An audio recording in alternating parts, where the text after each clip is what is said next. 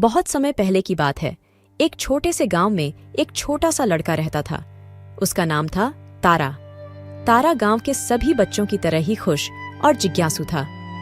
एक दिन तारा ने सुना कि उसके गांव के पास एक जादुई जंगल है। जंगल में एक राजा बहुत बड़े खजाने की चिंगारी रखा करता है।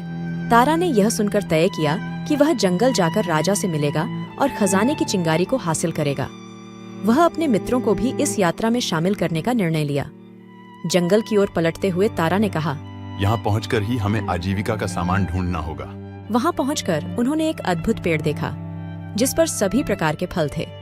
तारा ने अपने मित्रों से कहा, इस पेड़ से हमें अपना भोजन मिल सकता है।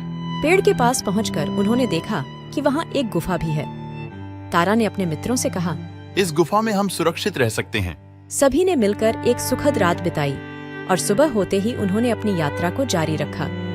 जंगल का सफर अच्छा था, लेकिन एक बार तारा ने एक रहस्यमय झील को पार करने का सामना किया। झील के किनारे पर एक बड़ा सा पत्थर था जिस पर लिखा था, इस झील को पार करने के लिए एक मुख्यमंत्री का आदान प्रदान आवश्यक है। तारा ने सोचा, हम इसे कैसे पार करेंगे? हमारे पास कोई मुख्यमंत्री तो है नहीं। उसकी चिंगारी तब जली जब उसने अपने मित्रों से कहा, हमें साथ मिलकर इस पत्थर को हटाना होगा। एक साथ मिलकर उन्होंने पत्थर को हटाया और झील को पार किया। यात्रा जारी रखते हुए उन्होंने एक सुंदर बगीचा देखा। बगीचे में फूलों की महक और रंग बिरंगे कीटाणुओं का समृद्धि था। तारा ने मुंह में मिठाई डालते हुए कहा, इस बगीचे में हमें राजा का आशीर्वाद मिलेगा। वहां पहुंचकर उन्होंने देखा कि बगीचे के बीच में एक राजा बैठा हुआ था। राजा ने उनसे पूछा, तुम्हारा मुख्यमंत्री कहाँ है? तारा ने हंसते हुए कहा, हमारे पास मुख्यमंत्री नहीं है, लेकिन हमने साथ मिलकर सभी कठिनाइयों को पार किया है।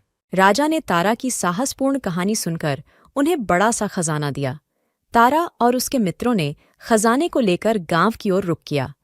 वहां पहुंचकर उन्होंने सभी को खजाना बांटते हुए कहा, हमने साथ मिलकर हर कठिनाई को पार किया है।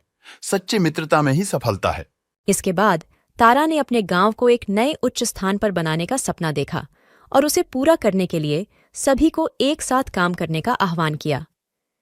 गांव वालों ने तारा की साहसपूर्ण कहानी से प्रेरित होकर साथ मिलकर एक नए गांव की नींव रखी।